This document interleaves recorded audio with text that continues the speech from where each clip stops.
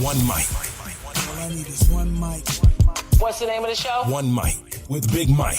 You know, ain't nobody getting hurt, ain't nobody, there's no crime being committed. And they say his style is too urban for the radio. This is real life stuff that's happened to me. Well, you know what? You, and you. One mic with Big Mike. I like to be able to do what I want to do. A sports talk show, but no subject matter is off limits. Meek Mill's concert is not called the Hell Yeah I Banged Khloe Kardashian concert. And now, your host. Put your hands together for the one, the only Big Mike. All I need is one mic. What up? Welcome into a Wednesday edition of One Mic with Big Mike. See, I tried to just hit my hump day thing, and guess what? I don't have the volume up, see? It's already starting off on a bad note. We're going to try to get it better, man. We're going to try to have there we go. Try to get you guys all the way over that hump today. It's also Woman Crush Wednesday, so I'll let you guys know who this week's Woman Crush Wednesday was. Also, make sure you guys spread the word, man. Tell a friend to tell a friend. I'm here every Monday, Wednesday, and Friday, starting at 7 p.m. on Spreaker.com. It's like speaker, but with an R in between the P and the E. Also, they have an app for all of your mobile devices, whether you're on Android, Apple, Windows, whatever you might be rocking, as far as your tablet game or your phone game. The app works on all of those things, so you can take me with you. Like I said before, you can hear me live. All you got to do is sign up for your free Spreaker account, just like signing up for Facebook or Twitter and all these things. Search for my show, the number one, M-I-C, W-I-T-H-B-I-G-M-I-K-E. Once you do that, go ahead and give me a follow. And after you do that, every Monday, Wednesday, and Friday, starting at 7 p.m., you guys can jump on in the live interactive chat room. It's a cool situation where, as I'm speaking, as I'm conducting these conversations, I've noticed actually that a lot of you guys, after the show is over, the interface tells me, how many people were listening, and most of you guys just listen. You don't jump in the chat room, and that's cool. You know what I mean? Because I got enough information or enough stuff to go for my entire allotment of time most of the time. But the interaction would be cool. So if you guys want to jump on in the interactive chat room, by all means, there'll be a little thought bubble at the bottom of the screen. I'm still not sure of exactly how it works as it pertains to the mobile app. But either way, you guys can jump on in the chat room. Conversate amongst each other. You can conversate with me. You can ask me questions. I got a guest coming up at 7:30 today, a very insightful guest, as a matter of fact, today, as I usually do. His name is Alex Khvatov. I hope I'm saying that right. I'm going to have to ask him. I tried to get the phonetic spelling of it so that I wouldn't just butcher his name. It's spelled Khvatov, so you try it. He's from NFLDraftBlitz.com, and he's going to come on with me at 7:30. And we're going to get into this, the Combine. Combine's a week away. Guys report to Indianapolis on next Wednesday. They get all the media stuff out the way, or some of the media stuff out the way, and then special teams, then the running backs and the linebackers hit the field on Friday, and then you guys know how it goes over the weekend.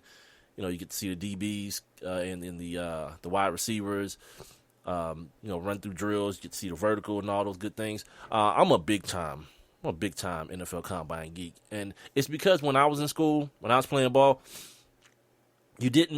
it wasn't on television.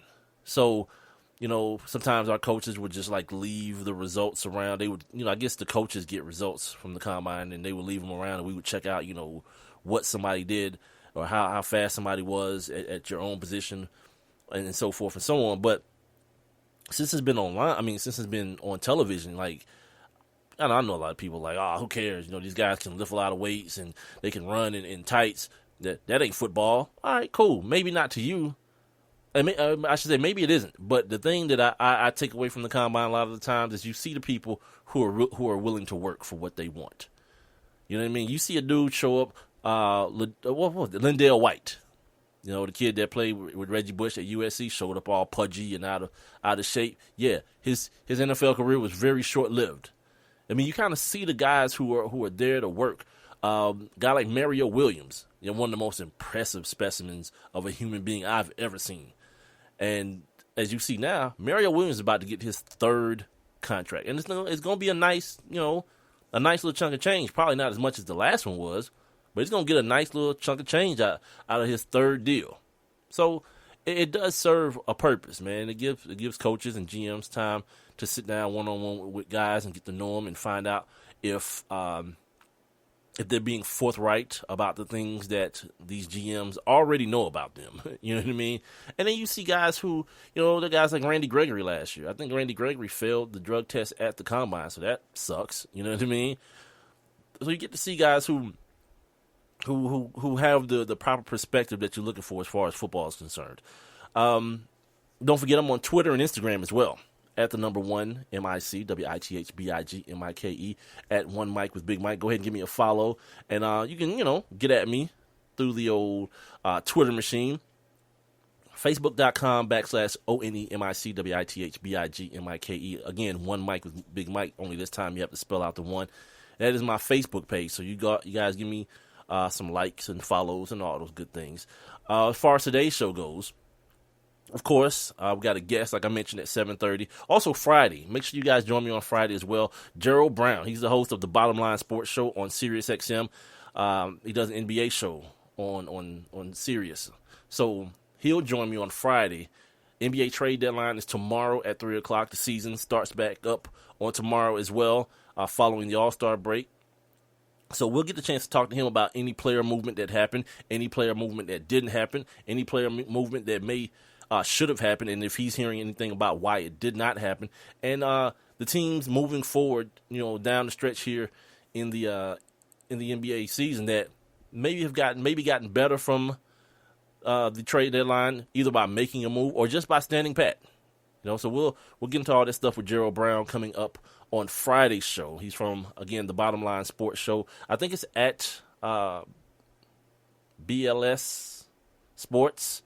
I have to check that on Twitter, but tentatively, that's what it is. So we'll do On This Day. We'll take our daily look back into the annals of sports at the top of the hour, at the 8 o'clock hour, if you're listening via the podcast, which, by the way, if you don't catch the show live every Monday, Wednesday, and Friday, you guys can also grab the podcast. And I appreciate you guys who've been doing that. I've done, the last episode did the most that I've ever done. As far as people listening and checking the show out. So I definitely appreciate that. It is a grassroots movement. The name of the show says it all. It's just One Mike with Big Mike. Just me and my mic. And, I don't have a producer. I don't have a digital person. I got some people helping me out. Renee Cooper, Willa Cooper, Suzanne Somerville, some PR people that help me out with guests and things like that. And I definitely, you don't even know how much I appreciate that. But more so than that, I appreciate the people who take the time out of their day to check the show out. Even if you don't get the chance to catch me live at 7 p.m., the people who download the show or stream the show from the Spreaker app, because all of my shows, going back to November, are saved on the Spreaker website, so you guys can check them out at any time as well. There is a interview section, so if you just want to hear the interview with DJ Shockley, you don't want to hear the whole show that DJ Shockley was on. The interview has been separated. My guy Alec Campbell, Terrell Troop, Guy Torrey, all these people are the interviews have been pulled from the actual show that they appeared on. So, people don't have to, if you don't want to and you just want to hear what, Guy Torrey had to say, it's right there for you. Speaking of guests, I'm trying to actually, include some more of that type of stuff, some more comedians and pop culture people. Somebody that I'm really looking forward to talking to is anybody from the show American Crime. It comes on tonight, ABC. If you guys hadn't checked that out, you guys are probably looking at like the OJ situation, American Crime Story. I think that's what that's called. I was pretty much one and done with that. I saw the first episode and I was like, the reviews lied, in my opinion. But American Crime, Regina King, Felicity Huffman, I finally got her name in my memory bank. Dre 3000 is on that joint. Yeah, it's riveting television, man. If you guys don't know, if you hadn't seen it yet, go ahead and, on demand that joint and catch up. I think this is like maybe the fifth episode or so. Yeah, quality television. So hopefully I can get somebody on. I'm actively seeking someone to talk to me about that particular show, because I got a bunch of questions and I need them answered. Also today, the NFL. Nothing really going on. People are getting cut. People are retiring. The normal circle of life in the NFL. Roger Goodell's pay came out yesterday, and every year Y'all do the same damn thing every year. This man's salary gets released. And, oh, what the hell? What am I doing wrong? I could do that. All right, slow down, Joe. You know what I mean? It's like, calm down. It's as though you probably the same people that sit up in the church and watch a dude tell you that you got to pay for him a $300 million jet and don't bat an eye. You know what I mean? Don't bat a damn eye. But some kind of way now we want to talk. Like my dad, man, my dad would be so disappointed in all of us. Because it's one thing he would always talk about. Like men just don't talk about other men's money, man. You know what I mean? Your deal is your deal. It's like it used to be, I thought, some sort of like guy code. But now, you know, this whole, the way I'm going to make up a word here. The tabloidial nature of sports now. But we gotta be talking about who this person's dating and how much money this person's making, how much this person's worth, and this, that, and the other. Let me tell you a secret. You know what I mean? It's a very poorly kept secret. When you get to the point where you're talking about like millions and millions of dollars, it ain't about what you worth. It ain't. It's about what you can negotiate for. Plain and simple. So we can kind of exit stage left on that whole concept. Ooh, Louisville's on TV. Golly. Golly. These dudes got anyway, whatever. Also, apparently the Grammys happened was it last night? Yeah, I don't do award shows at all. I don't, but I heard people talking about it today. I saw people on Instagram or on Twitter and social media talking about it. I'm not an award show guy. I can't tell you the last award show that I really sat and watched. I saw the ESPYs a few years ago when Drake hosted it because I just wanted to see how he would do.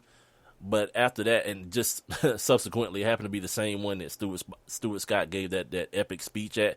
And, you know, my man Rob laughs at me because I still have never seen it. You know, I've heard everything. I've seen clips of it.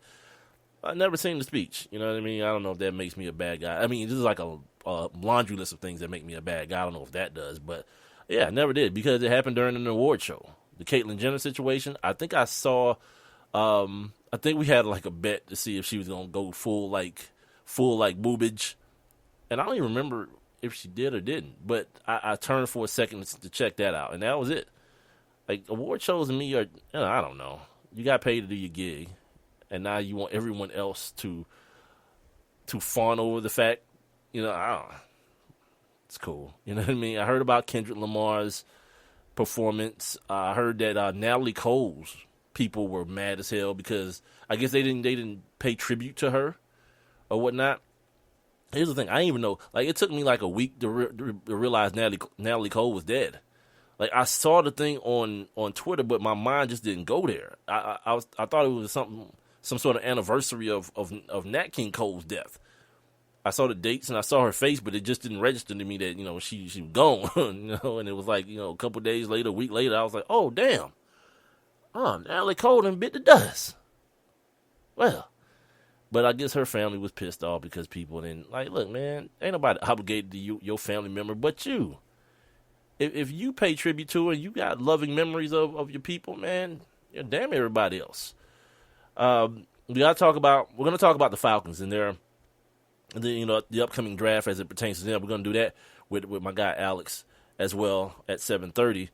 The Atlanta Hawks, we got to talk about them because again, this is the team. It's funny, the team that's been mentioned so much by coming out of everyone's mouth, surprisingly to me, is the Atlanta Hawks. As far as these trades are going, people are talking about Al Horford. Of course, he becomes a free agent at the end of the season.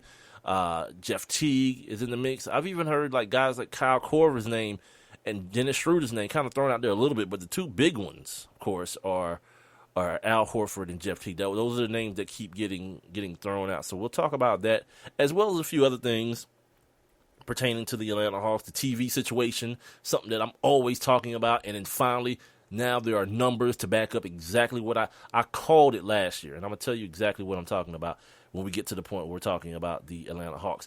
Also, we got to talk about the fight game is big.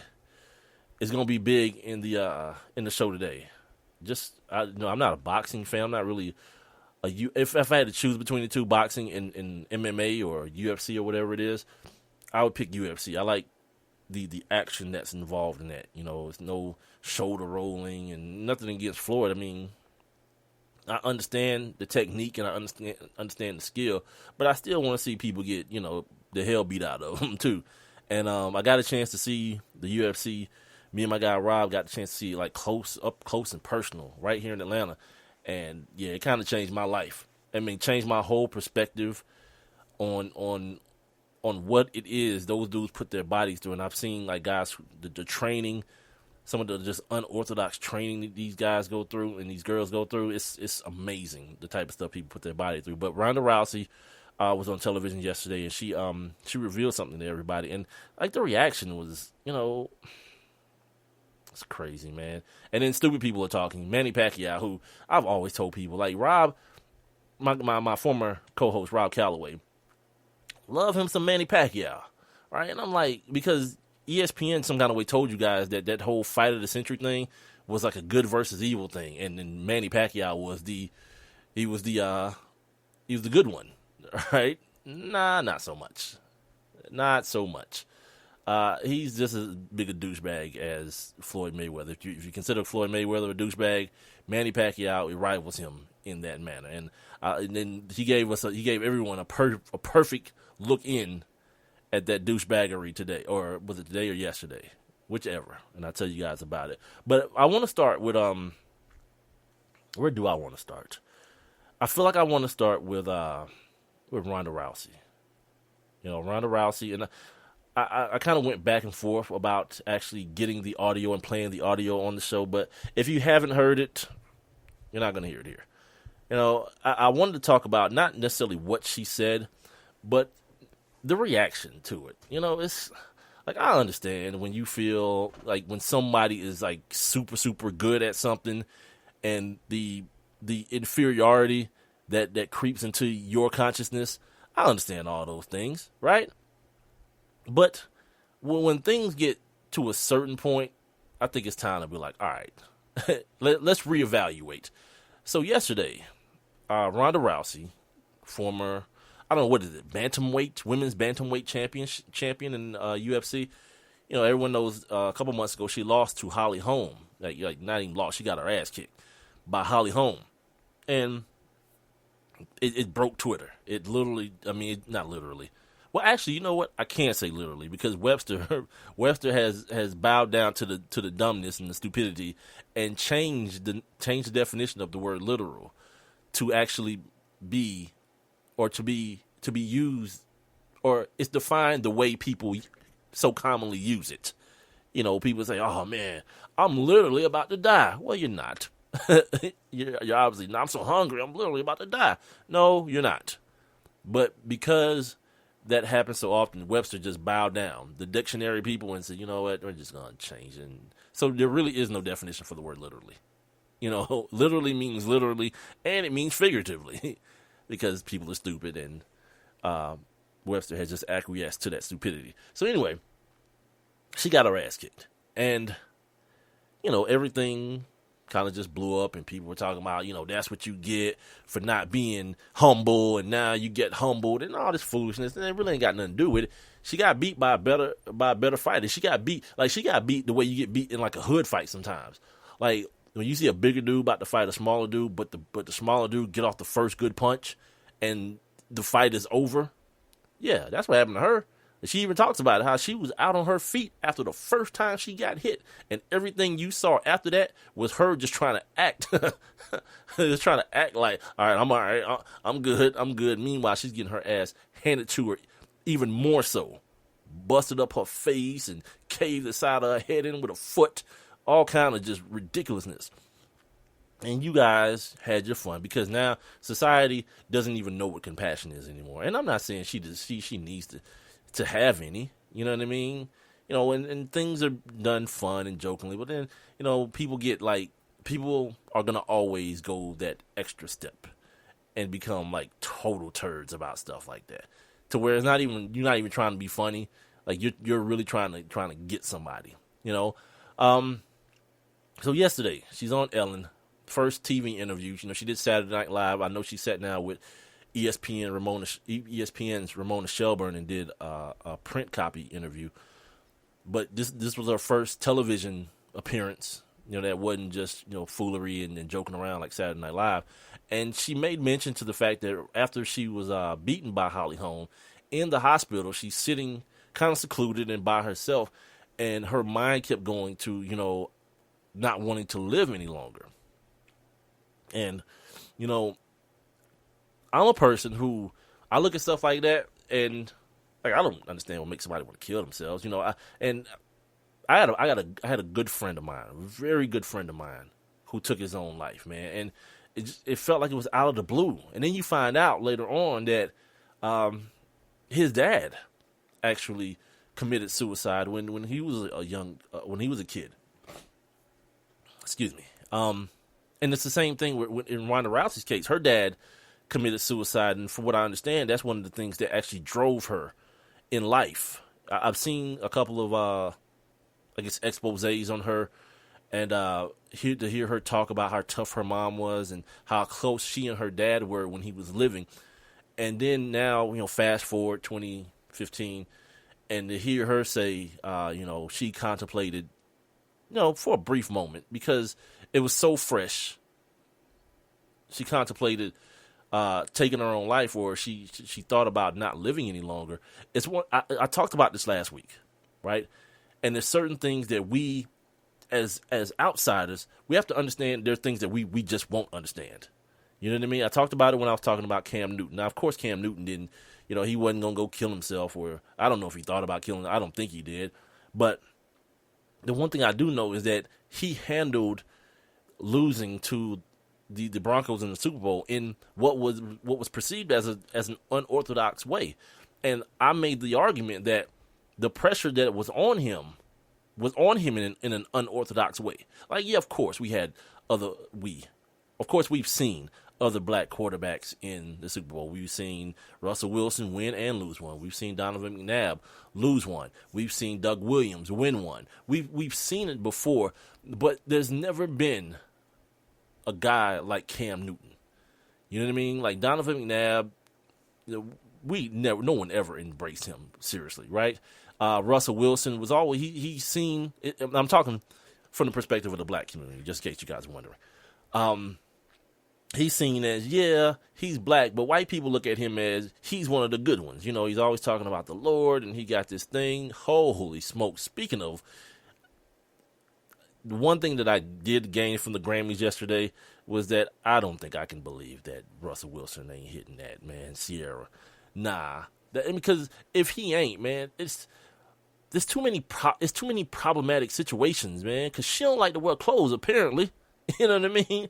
And so if she's out at the Grammys, if you hadn't seen, just go to my Facebook page, facebook.com/ONEMICWITH BIGMIKE, and check out the dress. If you hadn't seen the dress she's wearing, it's a slit all the way up to her waist, like her entire leg, like one of those dresses that she can't be wearing no drawers in.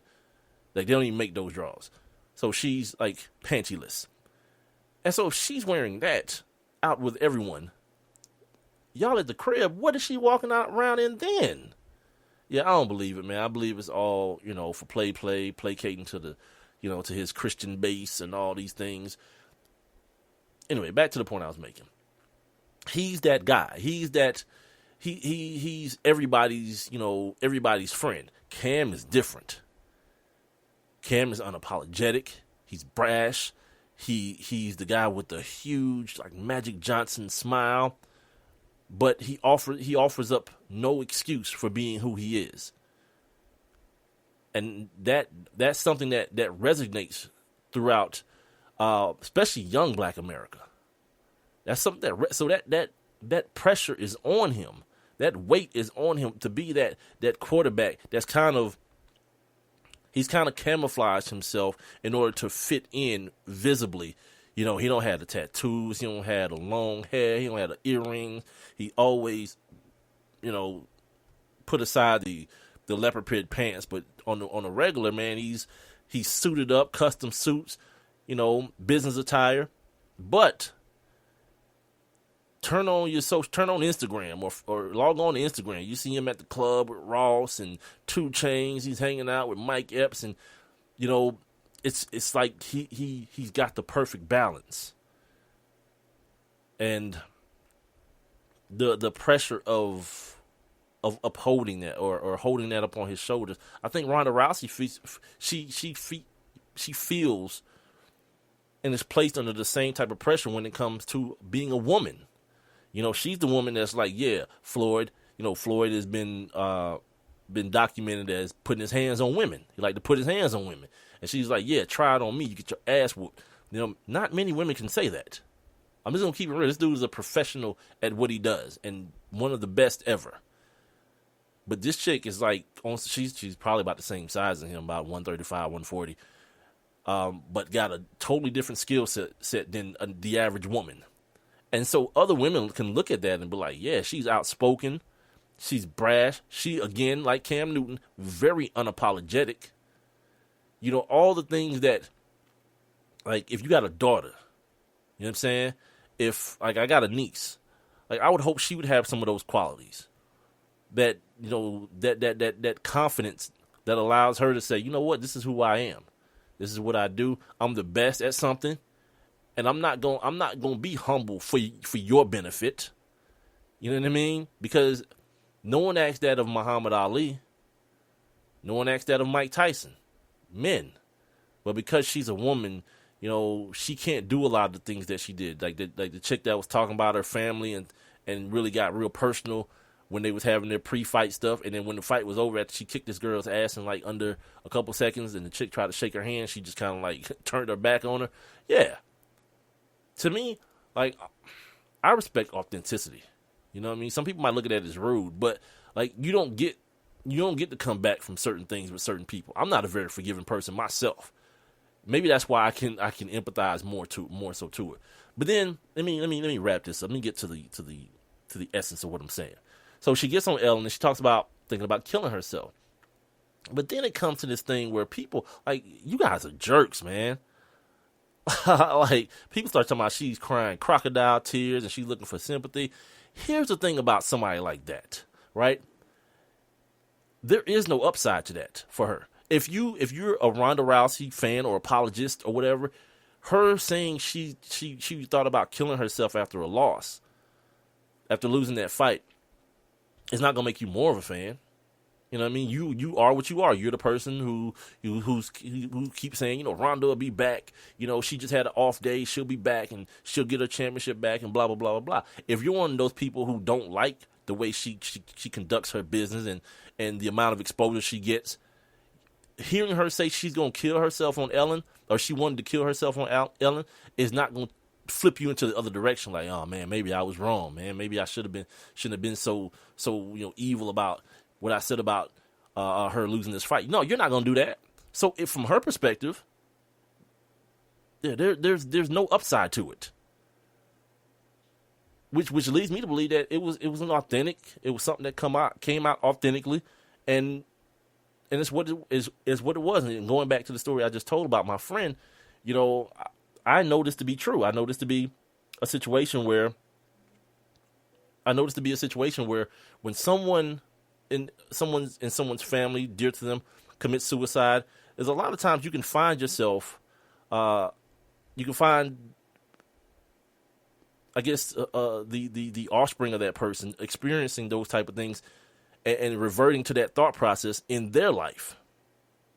So my whole point is, like, we don't have to always be jerks about things, and we don't have to always be, like, as skeptical as I am about things, you don't always have to be a cynic about someone. When somebody's giving you being genuine and being authentic, sometimes just take it at face value, man.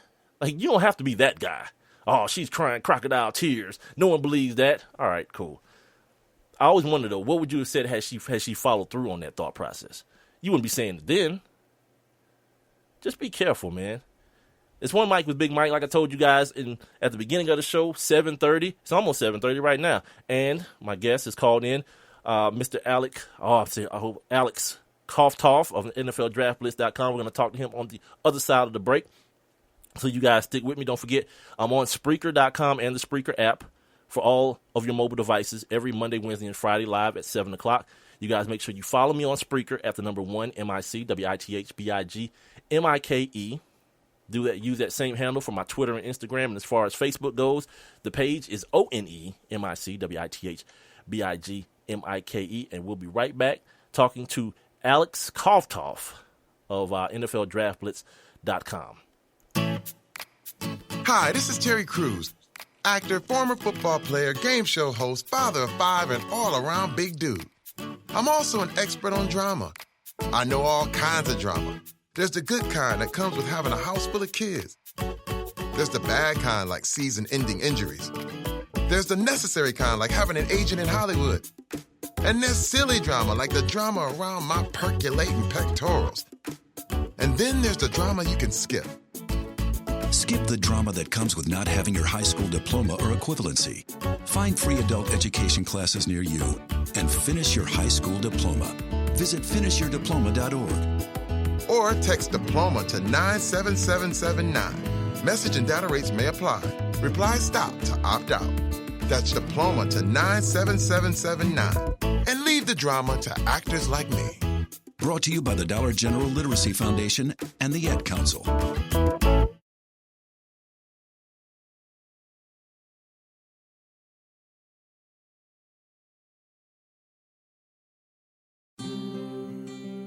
Hey, Nick Cannon here. So of course we all know there's lots of talent in America. But unfortunately, there's something else we've got way too much of. Childhood hunger. 17 million kids struggle with it in this country. But here's the thing. This problem is entirely solvable. Seriously, we already produce more than enough healthy, nutritious food in this country to feed every single last one of those hungry kids. We just need a way to get it to them. That's why the Feeding America nationwide network of food banks is out there every day gathering surplus food to give hope to hungry kids and their families all across the country. But they need your help. Join me in supporting Feeding America and your local food bank at feedingamerica.org. Together we can solve hunger. Together we're Feeding America. A message from Feeding America and the Ad Council.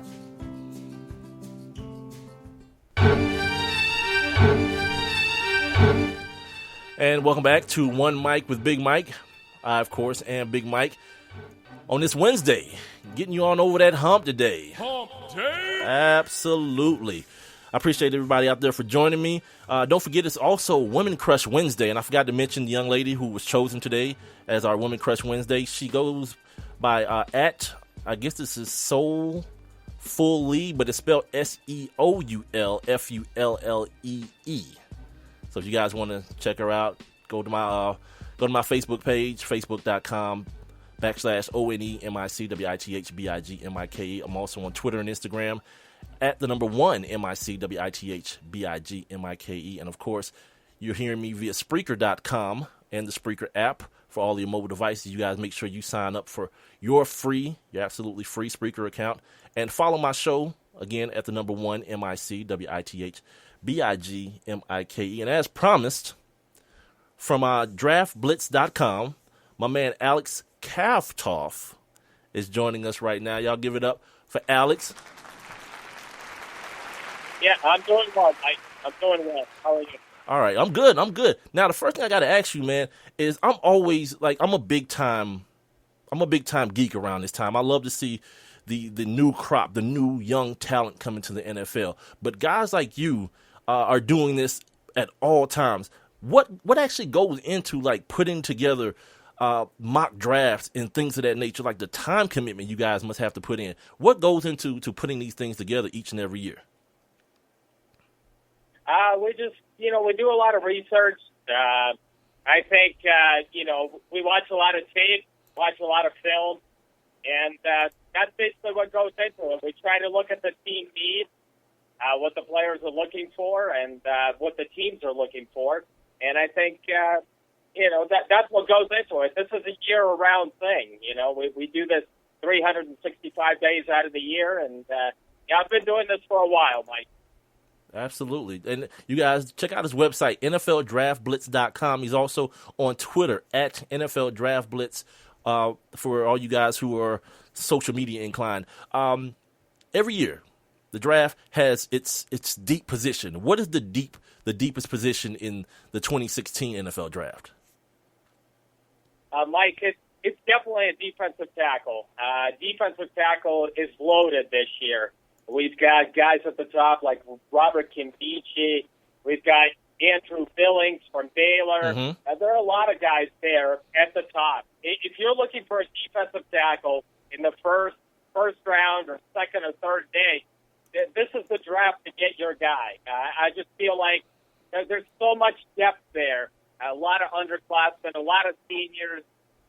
We've seen guys emerge like Sheldon Rankins from Louisville. I just believe that, this is a defensive tackle heavy draft.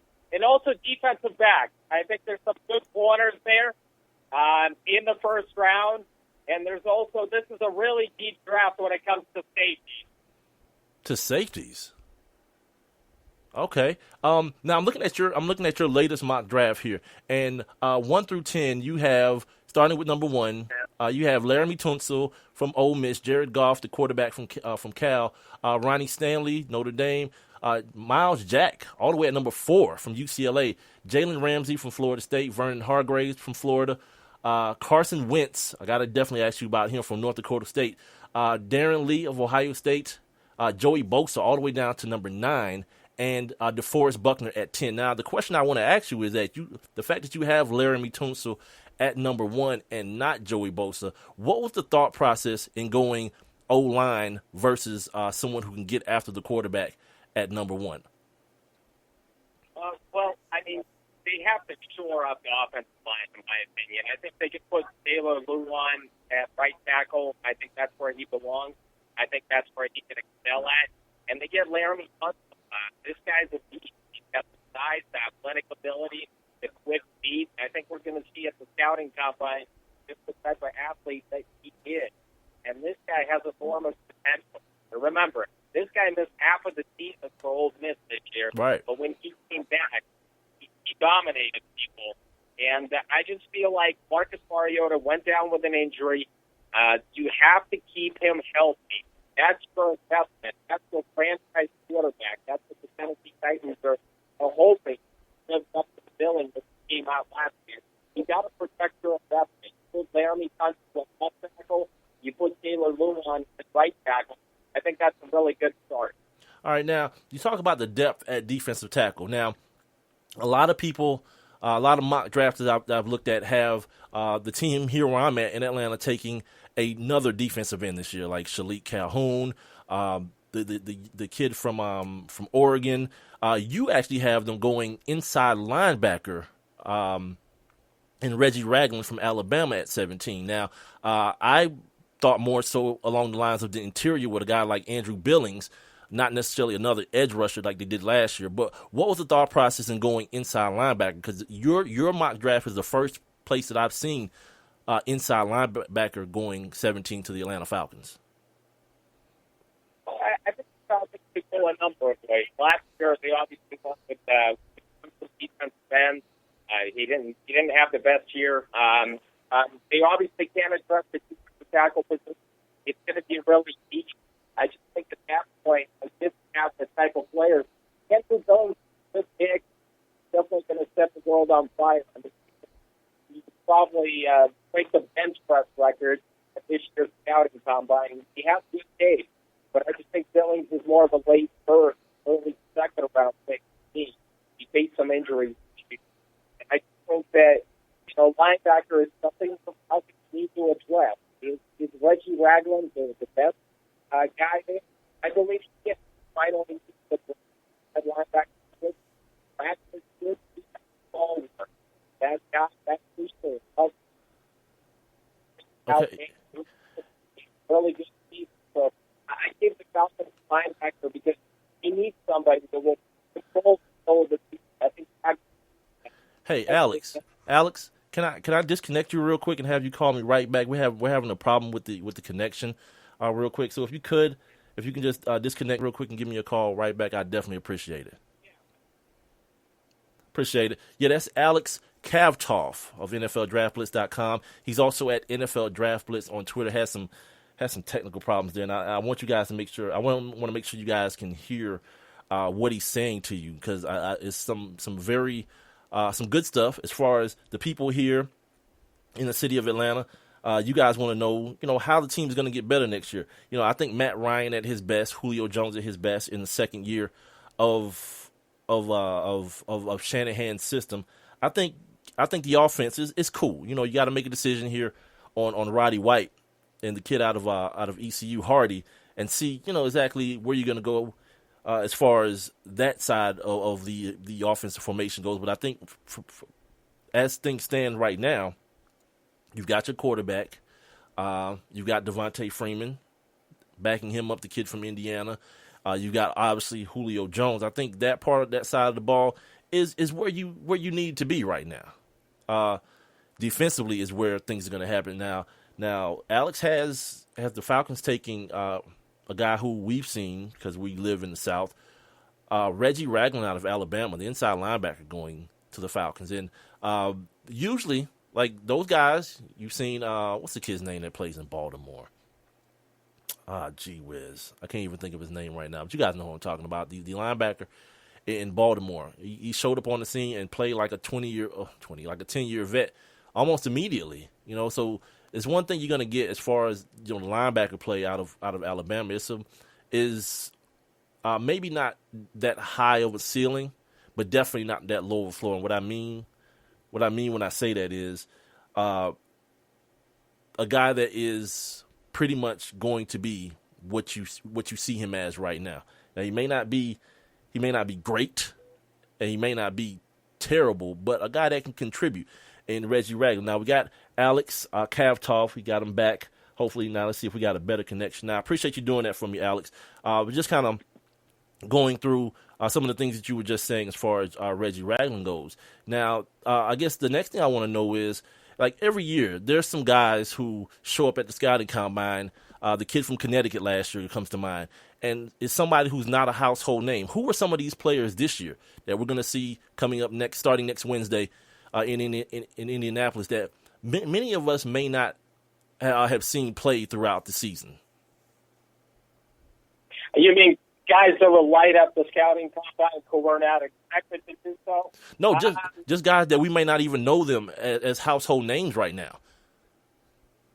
I can give you a couple of guys. I can give you a couple of wide receivers that I think will run a very fast course on.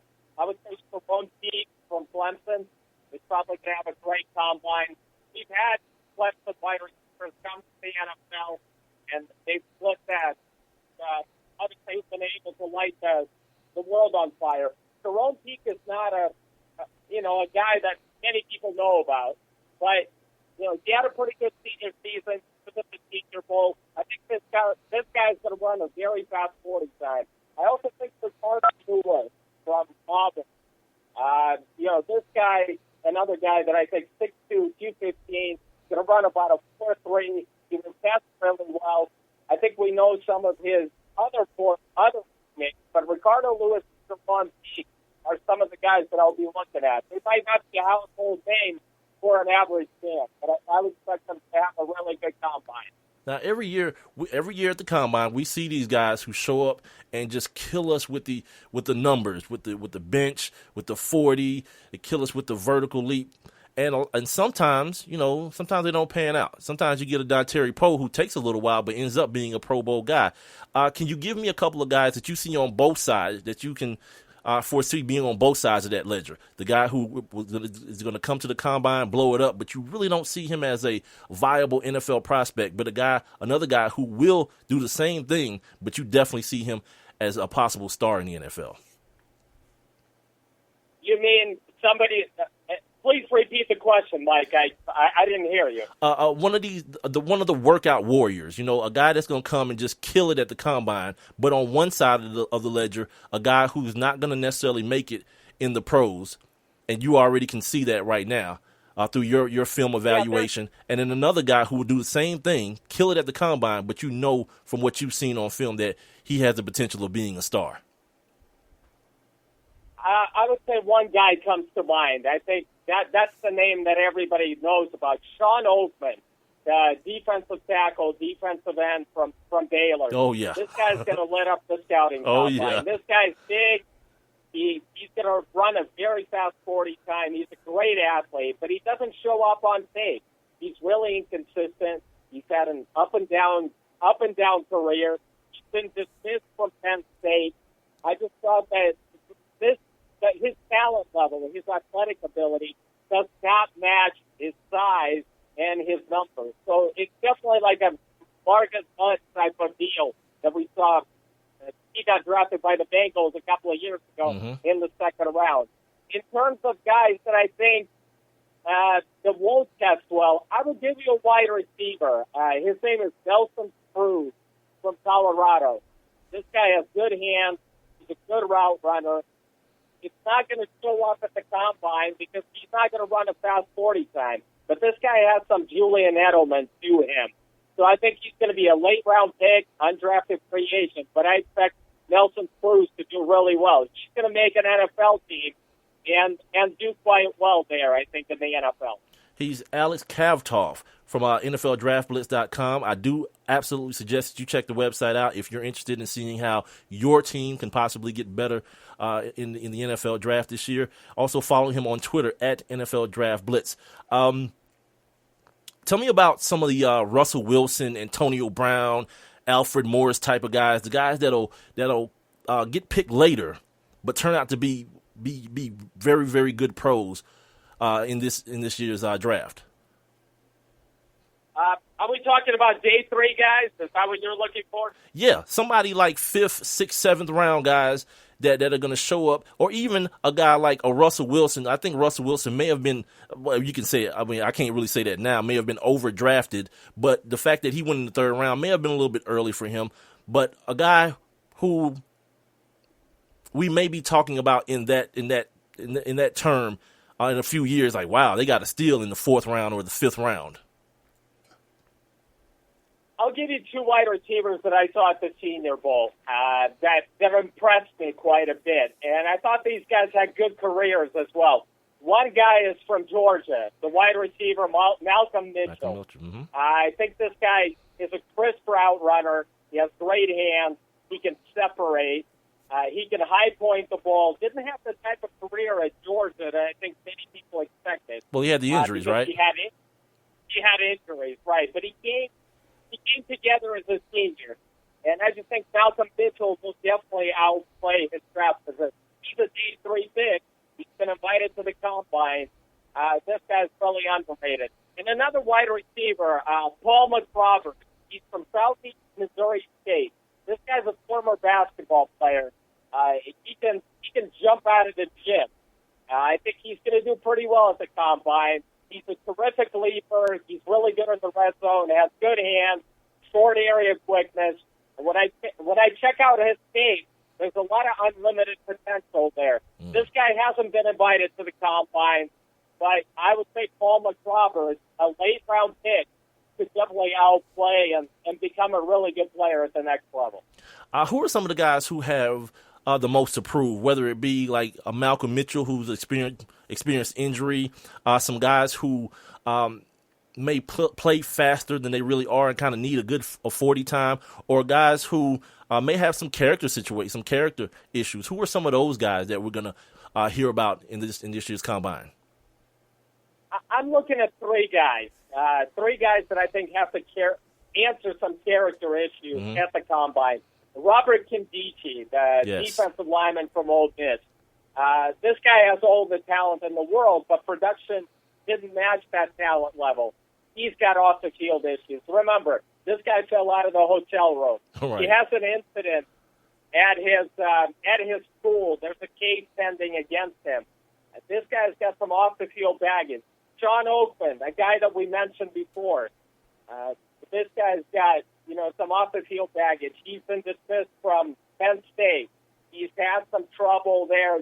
The production hasn't always matched. He's run hot and cold. I think Sean Oakman is another player. And Noah Spence. This guy's played at the combine. Not at the combine, at the Senior Bowl. He really lit it up. This guy had a great year at Eastern Kentucky. Was dismissed from Ohio State.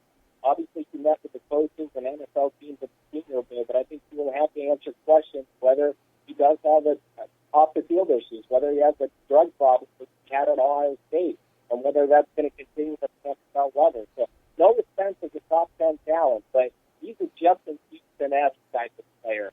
I think top 10 talent could fall out of the first round season. Now, that's the answer the way NFL is listening. I heard he may be even the best pure pass rusher in the draft. Do you share that opinion? I think he's really explosive. We watched him at Ohio State early on. He was a better prospect than Billy Bosa at that point. Wow. I thought he was the most talented guy in the Ohio State roster. Straight that down. He got dismissed. He went to Eastern Kentucky. I think a lot of people forgot about him. But this guy had like 20 tackles for loss. He had over 10 sacks. I mean, this guy was unstoppable at Eastern Kentucky this year. Came out, was unstoppable at the Senior Bowl as well. He's definitely explosive with the lightning quick first step, heavy hands. This guy's disruptive. He can get to the quarterback. I don't think, defensive coordinators drool over guys like this because you can put him all over the field. He's definitely a stand-up outside linebacker. I think he's going to show fluid hips, great speed. He changes directions really quickly. He is a 3-4 outside linebacker. This guy's got all the talent in the world. He just has to answer it inside those defenses at the combine. He's Alex Khvatov from NFLDraftBlitz.com. Also, he's on Twitter at NFL Draft Blitz. I want to ask you about some other guys that may have to switch positions and guys who are going to be working out at different positions. We see it every year. Guys who may have been the kid from Auburn, who's now a defensive back. The kid that played quarterback, who's now a defensive back for the Jaguars. Who are some other guys that are going to have to make their living, if they are to make a living in the NFL, at a different position than they played at the college ranks? I'm looking at one guy. He was a running back at Texas A&M. His name is Brandon Williams. He actually switched to corner during his senior season, played there a little bit. He has been invited to the combine. He's going to run a fast 40 time. I think people want to see how fluid he is in those defensive backfields. Another guy is Braxton Miller. I mean, say what you want. This guy made the switch as a senior as a wide receiver, but he's still unrefined. Mm-hmm. And this guy's going to blow up the scouting combine. He's going to run a 4.3. He's going to test really well. He is an athlete. Braxton Miller really surprised me at the Senior Bowl when I saw him because he ran better routes. He got everything that was thrown his way, and he was the star during that week. The tape during his senior season showed someone that has unlimited potential that was very, very raw. And so I think Braxton Miller is going to be another interesting case. I mean, it's going to be an upward trend for him. I think we're going to hear a lot of Braxton Miller in the first round. I see him in the second round. I think that's where eventually he's going to go. But if he blows up the scouting combine, he's not going to get outside of. He's not going to get out of the top 40. He's going to get drafted somewhere in the early second round. Wow, I heard Todd McShay at the beginning of the season talking about him elevating himself to the third round. Now we're up to talking about the first round with Braxton Miller. I got a couple more things with you. Let's stay on this Ohio State theme. They've got a bunch of guys that are going to be in Indianapolis on Wednesday. Who of the many Ohio State guys, underclassmen, that have declared for the draft? Who's making the mistake? Who should have stayed? I think that's an interesting case. I think the safeties that entered, I think they should have. I wish that Michael Thomas would have gone back because they do have J.T. Barrett coming back as quarterback. He is going to be the starter next year. Michael Thomas is somebody that's really unrefined. Right now, people are talking about him as a first-round pick, and he is going to go in the first round. Like, this isn't a guy that's going to come in from day one and contribute right away. I think that's the problem. I wish that he would have stayed for an extra year. We would have been talking about top 10 pick. Mike Thomas get there in the 2006 not be good, but I think more of a top 15, top 20. I just wish he would have gone back and really worked on his game, his route, his hands. There's so much I believe he needs to put work on. Right now, it's just we're talking about potential. But he's not up there with Mike President, in my opinion. Trumbo might not run a fast 40 time, but he's a better receiver than Michael Thomas. Right. So, clearly, to me, if Michael Thomas would have gone back, he would have been the number one wide receiver next year. I was a bit disappointed. Again, it will be a first-round pick, so make it a smart decision. You could get injured in college. If you're a first-round pick and get all that money, you should enter the draft. But in terms of him contributing early, I think this is going to be one of the wide receivers that will be sitting on the bench. And wrapping up here with Alex Khvatov of NFLDraftBlitz.com. Make sure you guys follow him, as I do, at NFL Draft Blitz. The last thing I got for you, I want to know about Carson Wentz. I want to know, how did we get here with a kid from North Dakota State? I know he's tabbed as a winner, but is his circumstance related to the lack of big-time quarterbacks in this draft, or is he himself just that big-time, in your opinion? Look, he is a very good quarterback. Here's the thing about him. He is a 6'5" quarterback. He's 6'5", 230. He's got great athleticism. For a guy that big, he's got Ben Roethlisberger type of running ability. He can really move. He can throw on the run. He's got huge hands. He checks off all the physical attributes that are out there in terms of the strong arm, the quick release. He did run. His offense was a bit pro style, so he's got experience in taking snaps from under center. So there was a lot of buzz about Carson Wentz coming into the Super Bowl. I thought he did well, but he disappointed me in a way that I didn't see a top 5, top 10 pick. Yeah, it seemed like the game was a little bit too fast for him. I've seen guys like Fisher, Eric Fisher separate himself during that week. I saw Aaron Donald dominate the competition. I didn't see that from Carson Wentz. He needs to read the field better. He needs to go through those progressions. I think his ball placement is something that he needs to work on, and that could lead to some accuracy issues. Is the top 10, top 15 pick? Yes, he is. But I wouldn't necessarily slot him to the Browns number 2, because that's not a given. I'm still a big Jared Goff fan. That's who I would take if I were the Browns at number 2. But I think Wentz deserves to be in the conversation. He's a great kid. He's a 4.0 student. He's won 2 national championships at North Dakota State. He is a winner. He came back from that injury and started during the national championship game that they had, and he won that game. It wasn't the prettiest game in the world, but the guy led his team to victory. Teams love that. They gravitate towards winners and good kids, and I think it's a projection. It's more about upside. Carson Wentz, and they see a lot of talent that they can coach up. And NFL teams, NFL coaches, offensive coordinators, quarterback coaches. So the conversation's definitely there. I think there are a lot of teams that are in love with him, and that's going to stay. And there are a lot of quarterback students in the top 10. If it's not the Browns, then it's the Cowboys, the 49ers. There will be some other teams that could jump into the conversation, like the Los Angeles Rams. They could trade up from number 15 to go and grab them. So it's about a projection. We saw Joe Flacco go in the first round, but he didn't go in the top 10. Right. I think Wentz is definitely, like I said, there will be a few teams out there. I heard that at the Senior Bowl that are absolutely, the sky is the limit for this guy. I'm not sure that he always checks off in the accuracy department and the ball placement department. And that would be a major issue for me. I'm more of a Goff fan than Wentz, but I'm keeping an eye on him and seeing how he would do at the combine and at the pro day. But based on the tape that I've seen, it's more of a projection. And will this guy get there? I'm not sure. He's Alex Khvatov, excuse me. I appreciate you joining me, my man. And hopefully, hopefully I can have you back on, if you're willing, after the combine, so we can kind of do another assessment of some of the performances, some of the guys who may have not competed, and things of that nature when the combine is over, my man. Yeah, let's do it, Mike. Thanks for having me on. I appreciate it. Once again, he's Alex Khvatov of NFLDraftBlitz.com. Also, make sure you guys are following him just like I do. And I definitely recommend that you guys go ahead and check out that website, man. It's very intuitive. It's very thorough as far as the players are concerned. You can check out players from smaller schools as well. Some of the unknown guys, so that when they're picked on day 3 and 4, if you're like me and just gonna sit there and watch the draft because I'm that dude, you'll have some sort of frame of reference on who these guys are.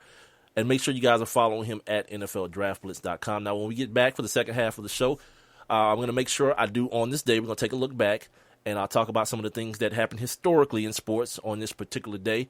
Also, I'm going to talk to you guys. We got to talk about the Atlanta Hawks and talk about the NBA trade deadline tomorrow at 3 o'clock, and some of the things that are some of the movement that is being rumored to happen around the Atlanta Hawks basketball team. Now, I'm not a guy who really gets into those trade rumors and things like that, but just because it is something that it seems like a lot of people are talking about when it comes to this particular team, I think I'm obligated to do so. So we'll do that next right here on One Mic with Big Mike. And make sure you guys, if you're listening right now, hop on in the chat room, man. Let me know what you guys thought about the interview with Alex Khvatov.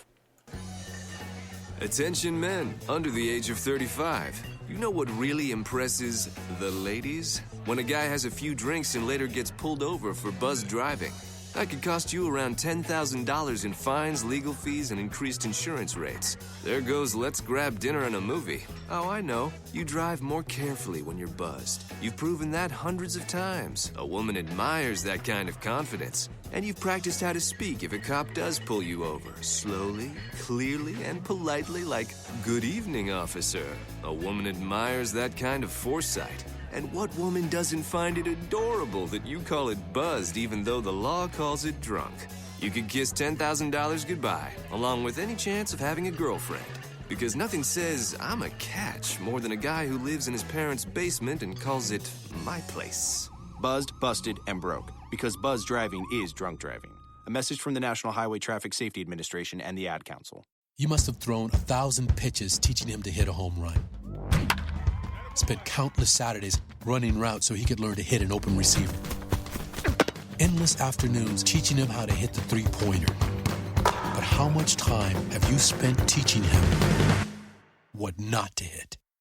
Teaching boys that all violence against women is wrong is one of the most important things a man can do. Learn how to start the conversation at teachearly.org. Brought to you by Futures Without Violence and the Ad Council. One Mic. All I need is one mic. What's the name of the show? One Mic with Big Mike. Ain't nobody getting hurt. Ain't nobody, there's no crime being committed. And they say his style is too urban for the radio. This is real life stuff that's happened to me. Well, you know what? You, and you. One Mic with Big Mike. I like to be able to do what I want to do. A sports talk show, but no subject matter is off limits. Meek Mill's concert is not called the Hell Yeah, I Banged Khloe Kardashian concert. And now, your host. Put your hands together for the one, the only Big Mike. All I need is one mic. Hour number two on this Wednesday, this AKA wrong button. Absolutely. Getting on over this hump, man. I appreciate everybody for joining me out there, man. Appreciate my guy, Barry.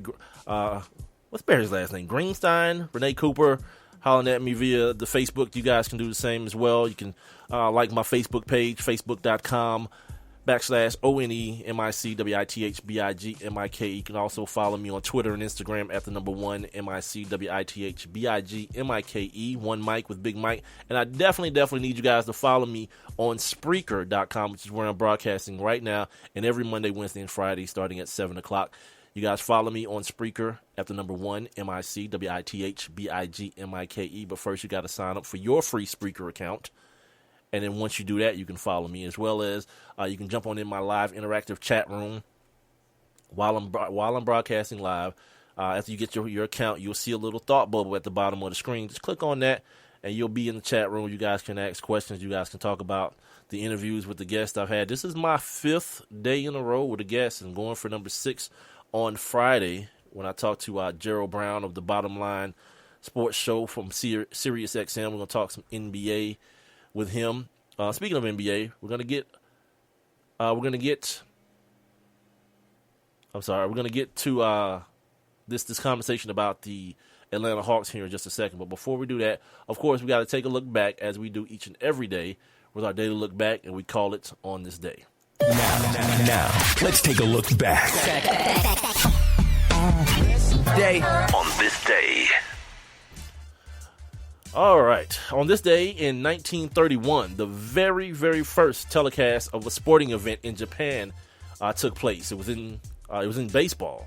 Baseball was the first sport. On this day in 1943, the one and only Joe DiMaggio of the New York Yankees joined the U.S. Army as a volunteer inductee. Go figure, right? That's some old Pat Tillman type stuff. I don't really see a lot of that happening here as we move forward, especially now. You know what I mean? Cats know that this is America's in a never-ending war. You know, see, like LeBron, it really ain't even like Pat Tillman either, because Pat Tillman he's a player, but he wasn't, we ain't talking about Earl Thomas or nobody. It'd be like LeBron. Like, DiMaggio going is like LeBron saying, you know what I'm going to do? Yeah, man, I'm going to go fight in the Army. All 6'8", 270 pounds of me. Don't see it happening. On this day in 1962, the great Wilt Chamberlain of the Philadelphia Warriors actually scored 67 points against St. Louis, the Hawks at that time, as a matter of fact. On this day in 1967, same guy, Wilt Chamberlain, same team, Philadelphia Warriors, he scored the first of an NBA record, 35 consecutive field goals without a miss. Jesus Christ. No way, cuz. On this day in 1968, the Naismith Memorial Basketball Hall of Fame opened in Springfield, Massachusetts. Also on this day in 1974, 49 spectators died in a stampede to get to seats at a soccer match in Cairo, Egypt. It's a damn shame. Is that important, huh? 49 people died. That's got to be like one of the up at the top 5 worst ways to die, getting trampled to death. Jesus. On this day in 1979, former Utah Jazz coach, actually as a player for the Chicago Bulls, he became the first player for that team to have his number retired. He wore the number 4. On this day in 1994, Spurs center David Robinson recorded a quadruple. I wrote triple on this paper, but it was actually a quadruple double versus the Detroit Pistons. 34 points, 10 rebounds, 10 assists, and 10 blocks. Yes, 10 blocks. You heard your boy Hassan Whiteside, who's also in his name is being thrown around amongst trade rumors. One of his quotes this year was like, "Ain't nobody doing it with blocks," but he was talking about triple doubles. It's a quadruple. This is 1994 and ain't been done since. I think before that, Hakeem Olajuwon did it in 1990, if I'm not mistaken.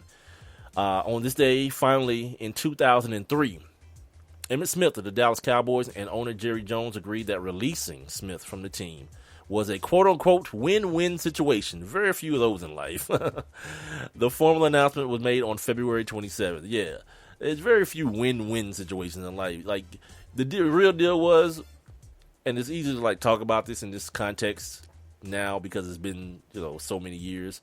Yeah, Emmitt Smith was due to make $7 million that year.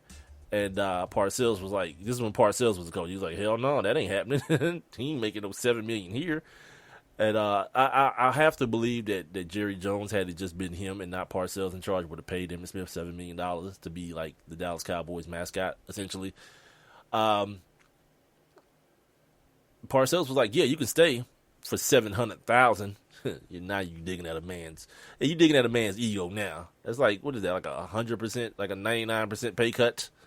Yeah, ain't really a thing. So we all saw what happened. Emmitt Smith went and played for the Arizona Cardinals and became their mascot for a nominal fee.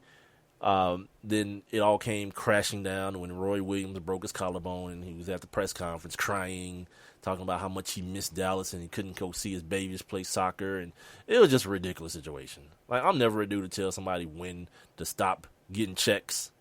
Never, ever. But if it's going to come down to that, I don't know.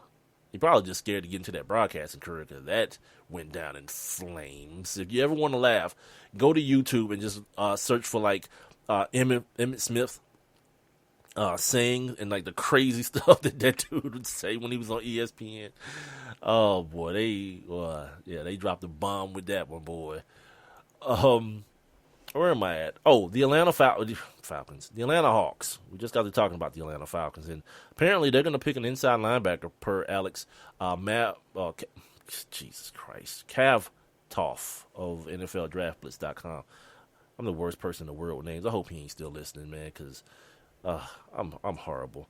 But the Atlanta Hawks, two dudes that have been at the forefront, two Atlanta Hawks players that have been in the forefront of a lot of these trade rumors. A lot of people really feeling like the Atlanta Hawks are the team to watch between now and tomorrow at 3:00 because Al Horford, whose contract is going to expire at the end of this year, is due to become, like a lot of people are predicting that because of this huge salary cap explosion, that he'll end up being one of the top paid players in the NBA. Now, Al's a nice player, you know what I mean? But it don't really scream that to me if you're the Atlanta Hawks. Now, of course, once again, I'll say what I said at the beginning of the show, that whatever you can negotiate for. That's why I was like probably in the 0.001% of people in Atlanta who had no problem with the Joe Johnson contract, because everyone knew it was coming. Like, everybody knew it was coming. That, you know, once everything shook out with LeBron and Dwayne and Mari Stoudemire and then Chris Bosh and all these guys, that the last dude standing, Carlos Boozer was in that whole mix too that summer. Yeah, everyone knew that we were going to end up with a situation where Joe Johnson was going to be the highest paid player in the NFL, in the NBA, excuse me. And it happened, and everybody around here, you know, they crapped a brick. Why? Like, I'm cool. Like, I mean, Joe was cool while he was a good player. Of course, he's not Kobe. Of course, he's not LeBron. No one is. You know what I mean? But for what it's worth, like, people even had, like, these crazy things. Like, when Jamal Crawford was becoming a free agent, people were talking about Joe need to give some of his money back so they could sign Jamal Crawford. No. First of all, like, okay, again, Jamal Crawford is a guy who I'm with. I'm good. I'm good with crossover. I love his game. But if it's time to move on, it's time to move on. One man ain't giving up no money for another dude. That's the organization's problem to deal with that. So anyway, Al Horford, it's being said that the Hawks want like a king's ransom for their guys. Like, they're basically dangling these guys out there saying that, okay, somebody want them. What you got? We need. Like, they want equal young talent, first of all, and they want draft picks. Come on, cuz. Like, this Al Horford we talking about. And part of your leverage leaves when Tiago Splitter, who now has to have season-ending hip surgery, once he goes on the shelf, taking away one of your bigs. So it's a little bit harder for people to believe that you're going to be willing to part ways with Al Horford. When you're looking at a team that right now is sitting in that upper, let's call it the upper echelon, the upper tier of the Eastern Conference. It's Cleveland, Toronto, Boston. Yeah, while everybody's sleeping, here's what you would be doing. You'd be sending Al Horford to Boston, and if you're Boston and you really want, I heard this today, if you're Boston and you really want Al Horford, why not just wait? Keep the guys that you got together right now that have you at 32 and 23 in that third spot, and then throw a bunch of money at them next year. And then you get to keep your dudes, and you get another dude, what people have described as a borderline Hall of Famer. I'm not Hall of Famer. Oh, I smacked myself for saying that. As a borderline all-star. Yeah. What the hell was I thinking? So the Hawks are sitting at fourth, 31 and 24, followed by the Miami Heat, 29 and 24. The Indiana Pacers are 28 and 25. You hear what I'm saying?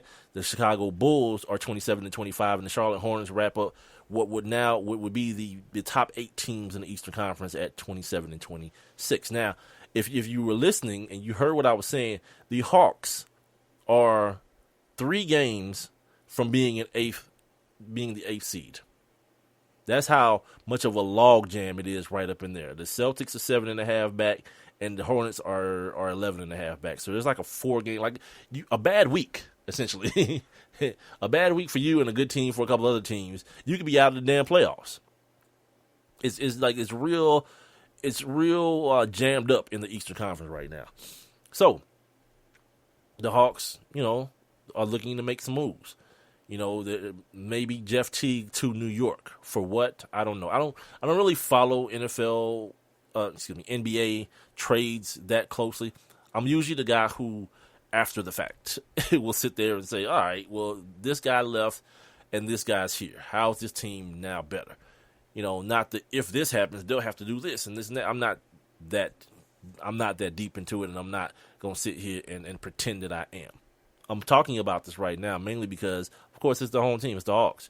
You know what I mean? And this is a team that went to the Eastern Conference Finals last year and find themselves in fourth place. People wondering, what is the next evolution? The Hawks didn't really do anything in the draft. Tim Hardaway Jr. spent part of the year in the D League, the other part of the year on the bench. Coach's decision did not play. You didn't really get anything out of the draft last year. You got Tiago Splitter, who I just mentioned, gone for the season, in free agency. What's the big bald-headed Russian mafia-looking dude that was in the club with Thabo Cephalosha? He's gone now. What the hell was his name? You guys know who I'm talking about, but he's not there anymore. So, for what it's worth, and the team is not playing the same way that they played last year. The ball movement, Kyle Korver's not shooting the ball at the same pace he was, it was a blistering pace last year. I'll say that. It was a blistering pace, but the games just look different anyway. The flow of the ball club just looks so different than it did. So by 3 o'clock tomorrow, we'll know. We'll know if they were able to get that huge deal. And for those people who are still like the idiot minority, is what I'll describe you as, who are still bringing up Dwight Howard's name in some sort of deal here. Look, if you're going to lose a star, or if you're going to lose a viable player at the end of the season, losing Al Horford is a much easier pill to swallow than having Dwight Howard come here, opting out, and you realizing once he gets here, he's not worth what you're paying him once he gets here. He's broken. His body's broken. He don't shoot free throws well. He's no longer as explosive. He never did develop that post game that everyone was hoping at some point he would add to his athleticism. That never happened. So, like Dwight Howard's become essentially Kevin Willis. You know what I mean? And Kevin Willis was a nice player, but ain't nobody ever thought about, what we ought to do? We ought to max Kevin Willis out. Max contract. Nah. And I don't think Kevin Willis ever expected that. On the other hand, Dwight Howard does, because somehow people recognize his name and he's dubbed himself Superman and all that kind of stuff. Nah. And now the thing is, like, everybody's like, he need to blame it on James Harden taking shots. Well, James Harden get buckets. So when I hear stuff like that about like James Harden, Carmelo, Kobe, I don't care. Yeah, people pay their money to come see them dudes get buckets. Ain't nobody paid no money to come see Carmelo dish out assists. You crazy? You see Kevin Durant giving out assists. No, get buckets. Get a bunch of them in a variety of ways. Do that, and I'm good. I'm fine. And if you shoot a low percentage, well, it happens. Whatever. But people who think that every player needs to be everything, nah, there are very few. There are very few of those guys, and some dudes just get buckets. Fine by me. I'm good. Now I got I got kind of a good news, bad news thing for the Hawks. Which I want first, the good news or the bad news? I prefer to give you the bad news first. Bad news is this, and it's something that I've been talking about. I talked about this last year, and I could see it coming. The Atlanta Hawks, their TV numbers, their local TV numbers, are crap. Where is this damn article at? Hold on, I'm about to find it. Basically, the TV numbers after having that record season last year, the 60-win season last year. Well, this year, not so much. No one's watching the Hawks on television, and I stand by my initial assessment of the Hawks as far as what kind of product they are on television. Not very much of one, to be honest with you. Here it is. Okay, so the Hawks have tied. Jesus Christ! According to Nielsen, the people who take the ratings, the rating system people, the Hawks have tied for the league's second largest decline in local ratings. That's from Fox, Fox Sports Southeast, where we watch the Hawks at. The Hawks average a 1.28 rating from their games on Fox Sports Southeast through January. That's down 33% from their 1.9 local rating, which ain't hella good at the comparable point last season. Now people will attribute all that to to being a transient city and all this craziness. Whatever, man. Have that if you want it. I'll give it to you. The only team with a larger percentage drop than the Hawks in local ratings was Washington. Not very, and then too, Washington is, I don't know, how do they do that? Like DC? Or do they do it like the entire like DC and Maryland and Virginia? Do they do the whole situation? If they're just doing DC, I don't know. They're down 34% to 34% in English to 0.96. That's matching the Hawks' decline.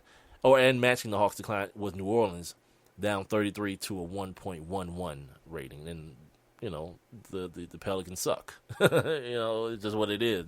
They're bad. The biggest gain, of course, posted by the Warriors. You can't even get a seat in the stadium, so you got to watch it on TV anyway. So they're up 120% to an 8.42. So see what I'm saying? Like the Hawks, even at their best, were at 1.28. Out in the Bay, they running it at 8.2. And I'll explain to you what those numbers mean here in just a second. In Cleveland, they got the highest local rating. LeBron is in the building again, so they're at 9.44, almost 9.5. And basically, what that means is it's a number of homes, entire homes, out of every 100 in the market. So if you're Cleveland, 9.4 out of every 100 homes in that Cleveland market are watching the Cavs games on local television. Here, only one. Excuse me, where is it? Yeah, only 1.2 homes are watching out of 100 here in Atlanta. And look, I've told you guys I really can't watch it. I watch it because I need to watch it because I want to see what the team is doing. I want to be able to talk about it with you guys if something happens or, if someone gets hurt or to just be able to talk about what I see on the floor. But to have to endure the great Dominique Wilkins, which, by the way, I saw this like SEC thing on Dominique the other morning, Saturday morning. It was outstanding, man. I learned a lot of stuff about Dominique Wilkins that I did not know. I didn't know. I knew he was born in Germany, Army brat, right? But I didn't know that he actually grew up in Baltimore. Didn't know that, and then he, I guess, further grew up in North Carolina. I didn't know about all the vitriol that he experienced when he chose not to go to North Carolina State or North Carolina, which, by the way, North Carolina and Duke played tonight. I'm going to talk a little bit about that here in just a second as well. When he made the decision to go to the University of Georgia and not to, North Carolina or Wake Forest or Duke or North Carolina State around where he was, he said something that was very, very, very, very revealing. And Doc Rivers was on the documentary. He just let it all out. He was like, yeah, if I went to school in North Carolina, my family would have still been living on that same dirt road that we were living on. But the University of Georgia told me that, don't worry about that. We'll make sure y'all come up. And then Doc Rivers was like, yeah, if you got recruited in basketball back then, it was like the Wild West. Like, cats was getting cars and women and jewelry and money and all kind of stuff. You know what I mean? And I'm assuming that stuff didn't happen now. It happens at a certain level, but not as, it doesn't happen at like Gold Camaro, Eric Dickerson level. You know what I mean? Like a Rose Gold's car, smoking a bandit car that Eric Dickerson had. It don't happen on that audacious of a level. So, back to this broadcast, man. What I said last year, just to kind of give you guys an idea of what I'm kind of, patting myself on the back about, is that the team was good last year, right? The team was very good last year. But the broadcast didn't match that. There was no insight in the broadcast. Like Dominique Wilkins, he has these that's a heat check right there, Bob. Every time the other team, the opposing team, misses a shot, I don't know what that was. That was a bad shot right there, Bob. But if the Hawks take the same exact shot, it turns from being a bad shot to, yeah, that was a tough shot right there by Paul Millsap. And, like, stuff happens. Like, they run a good out-of-bounds play or something, right? And if it happens, like, a guy like Hubie Brown is doing the game. Like, Hubie's going to break the game down for you, right? And tell you exactly, what kind of action they were running. He's going to tell you about how the other team is defending the high pick and roll, things of that nature. You get none of that. Like, Bob tries to pick up the slack for Neek because, Neek, local hero. And nobody going to want to, like, kick him out, and nobody really wants to say anything derogatory about him, but I will. Like, yeah. It's just like I talk about, like, with Deion Sanders. I can love you as a player. But then when you're done playing, you're doing a different job now. And if you're bad at that job and it's interfering with my viewing pleasure, yeah, I have to say something. And what I told my former co-host Rob Calloway last year when we were doing the Sports Kings, I was like, look, people are going to start noticing because more eyes are going to be on this team. It was cool, like, for all that kind of craziness to happen when the Hawks weren't as good. They were like 7th, 8th seed. No one really cared, whatever. But then you start getting good and more eyes get on you. People expect for organizationally, like, everything to be raised to the new standard. And the broadcast bunch, like the Dominique Wilkins on the color thing, it don't work for me. And apparently it don't work for a lot of people because the numbers going down. And you can attribute that to the team not being as successful as they were last year. But here's the thing. These guys went a month, the month of January, leading up to the All-Star game without losing a damn game. Like, that don't happen. Like, that's the first time that happened in, like, many, many a year. So as far as, the record goes, I don't think the team is as good. Of course, they lost to Amari Carroll, but I don't think that was, like, the linchpin holding everything together. They re-signed Paul Millsap. But I just don't think the team is playing the same way. I think it's too much. Whereas they got celebrated last year. You notice no one's talking about that this year.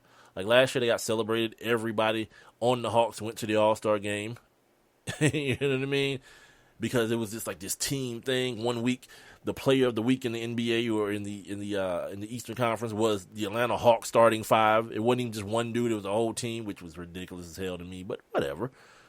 Cool. I was running with it. But this year, it's just way different. It's a lot of ISO, post up, like high screen and roll. When last year was a lot more, perpetual motion, these natural screens getting picked, Kyle Korver, people having to make decisions on Kyle Korver, which was leading to a lot of, like, wide open layups for people or wide open jump shots. I had a stat last year. The Hawks led the league in, people kind of quantify these things, in what's known as a wide open jump shot. I don't know what the stat is this year, but I can almost assume that it's not as high. They had the most, and those wide open looks, it was a direct response to the way they ran their offense. Not so much this year. You know what I mean? So they're gonna have to make a decision by tomorrow, and based on the decision that they make tomorrow by 3:00 on these trades or whatnot, it's gonna tell the people of Atlanta which direction the team is going in. So that was the bad news. The TV numbers suck. You guys aren't watching the TV. Watching the Hawks on TV, I have a very, I think is a very plausible reason as to why you guys aren't. But here's the good news. A list of the most entertaining teams in sports right now came out. And I don't really do lists on this team. If you've listened for the last couple of months, you know that this is not something that really comes up a lot. But I saw a familiar name on the list. And I was like, what the hell? The Atlanta Hawks came in at number 7 on this list. How much time I got? I got a couple minutes. I can run them down to you real quick. The Warriors, of course, the Panthers, hockey team, and the Kings, the Cubs, the Oklahoma City Thunder, the Buffalo Bills. You can almost guess that's because of Rex Ryan's crazy ass. The Hawks at 7, the Denver Broncos at 8, the Toronto Blue Jays at 9. Number 10 is Barcelona. All right, the soccer team, whatever they're called. Now, here are the reasons that the Hawks are an entertaining bunch. It says, this is by Alex Brandon of the Associated Press. After winning a franchise record 60 games during the 2014-15 season, the Atlanta Hawks haven't been quite as dominant this year, but that doesn't mean they still aren't entertaining. Sure, players like Jeff Teague, Kyle Korver, and Al Horford are fun to watch. Kind of. But it's the team's promotional nights and Twitter that really make the team one with intrigue. It has nothing to do with the team. Once described by SB Nation's Mike Prada as having the best Twitter feed in sports, the team outdid every sports franchise by holding a Tinder night last season, playing off the popularity of the quote-unquote dating app to fill seats. The Atlanta Hawks know how to have fun.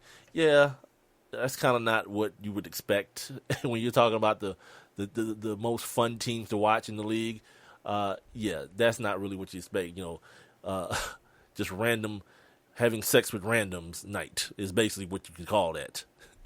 Anyway, we're going to take a quick break here. I'm kind of running a little late, but I decided I need to get that out, give you the bad and the good as far as your hometown. If you're here in Atlanta, the hometown Atlanta Hawks goes, or go, I should say. So, yeah, we'll come back, and I got to talk to you guys about Manny Pacquiao and how his foot entered his mouth so gently and nicely. This is One Mic with Big Mike on Spreaker.com and the Spreaker app. Make sure you guys check it out. Also, follow me on Twitter and Instagram at the number 1 MIC. WITHBIGMIKE. Brain fart. I'll be right back. Hey, Nick Cannon here. So, of course, we all know there's lots of talent in America. But unfortunately, there's something else we've got way too much of. Childhood hunger. 17 million kids struggle with it in this country. But here's the thing. This problem is entirely solvable. Seriously, we already produce more than enough healthy, nutritious food in this country to feed every single last one of those hungry kids. We just need a way to get it to them. That's why the Feeding America nationwide network of food banks is out there every day gathering surplus food to give hope to hungry kids and their families all across the country. But they need your help. Join me in supporting Feeding America and your local food bank at feedingamerica.org. Together we can solve hunger. Together we're Feeding America. A message from Feeding America and the Ad Council. Attention men under the age of 35. You know what really impresses the ladies? When a guy has a few drinks and later gets pulled over for buzz driving. That could cost you around $10,000 in fines, legal fees, and increased insurance rates. There goes let's grab dinner and a movie. Oh, I know. You drive more carefully when you're buzzed. You've proven that hundreds of times. A woman admires that kind of confidence. And you've practiced how to speak if a cop does pull you over. Slowly, clearly, and politely like, "Good evening, officer." A woman admires that kind of foresight. And what woman doesn't find it adorable that you call it buzzed even though the law calls it drunk? You could kiss $10,000 goodbye, along with any chance of having a girlfriend. Because nothing says, "I'm a catch," more than a guy who lives in his parents' basement and calls it my place. Buzzed, busted, and broke. Because buzz driving is drunk driving. A message from the National Highway Traffic Safety Administration and the Ad Council.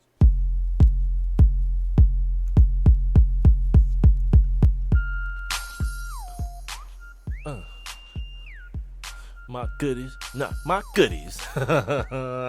Speaking of goodies, Russell Wilson and Sierra. Or as white people have changed her name to Ciara. Hey, if you got white friends, or if you are a white friend, understand. Just kind of like, just pronounce it correctly. It's not that hard. Sierra, like air in your tires, right? This is One Mic with Big Mike. Heading down the home stretch here. I appreciate everybody for joining me this evening. Make sure you guys check out the live interactive chat room if you're out there listening. Some of you guys, and I know this from doing pedestrian radio as well, that people think that phone callers drive sports radio, when really the fact of the matter is it's such a small portion of the listenership that does it. So these guys who are on the radio and they pander, who you think is the greatest running back of the 90s? Give us a call right now, 404. Those idiots, they're lazy and don't want to do the work. Yeah, I'm on Spreaker.com every Monday, Wednesday, and Friday, starting at 7 o'clock. The live chat room is wide open. Make sure you guys sign up for your free Spreaker account via the internet or via the Spreaker app. Once you do that, follow my show, the number 1, MIC, WITHBIGMIKE. And once you do that, catch me live every Monday, Wednesday, and Friday. Like I said, live in the chat room as well. You guys can get on in here and holler at me. You can holler at each other. However you feel, you deem it necessary to express yourself, go right ahead. Also, I'm on Twitter and Instagram at the number 1, MIC, WITHBIGMIKE, and Facebook.com/ONE, MIC, WITHBIGMIKE. Yeah, so I mentioned this in the first hour. I don't do the award show thing. Nah, I'm kind of cool on it. I don't think it means anything. I saw someone posted something earlier today about in the rap game, like guys like Biggie and Tupac and Rakim. None of these dudes got Grammys, but they're great. You feel me? And it's like Macklemore has one. It just sounds funny to say it. Yeah, Macklemore has a Grammy. You know, so it doesn't mean anything to me. Like, I like what I like, if everybody else doesn't. And usually I'm pretty on par. Like, I'm not some sort of aficionado. Like, yeah, that music. Like, I saw some dude like, yeah, kill yourself, cuz. Like, some dude was like, I guess Adele performed, was like, yeah, I love Adele, but, you know, she was flat here and kind of pitchy here and this, that, and the other. It ain't even that serious, cuz. It really ain't. I saw her response, like, she's about to go get an In-N-Out burger or something. She wasn't even messing with it. You know why? Because she's rich and she's white. Who cares what you got to say, black man? You know what I mean? And the check cleared. The Grammy check cleared. So there's that. But, yeah, this Russell Wilson and Sierra were at the...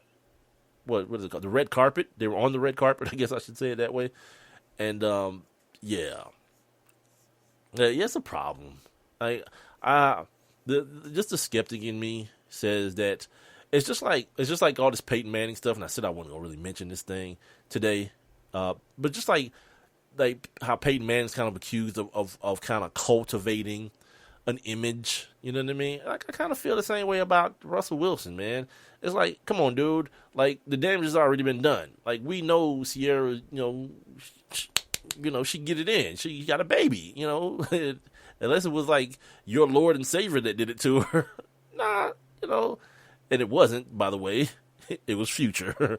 And then Russell was married at one point. It's like, well, what are we talking about here? Like, that's the one thing. Like, I'm not a religious guy myself, but the one thing I don't understand about, like, this type of situation when it comes to religion, like, I've grown up in and I've been to every kind of church there is, every type of denomination there is. So I know the one common theme in Christianity is the whole forgiveness thing. Like, that comes up a lot. So if you have that in your back pocket, right, why wouldn't you smash Sierra? You know what I mean? It can't be because of religious reasons, because, like, on some real, when it's over with, you just like, all right, forgive me. And then everything is cool, as far as my understanding is. Like, yeah, you're wasting time, dude. And you, like, now, when, like, these rumors come out about, like one of her former handlers or whoever comes out talking about, like, she's going to New York and banging Future on the side, I can't even deny it, cuz. I can't even say I don't believe that, because... Like, you hear her on interviews talking about how frustrating it is and how hard it is. Why? Why does it have to be? Y'all grown.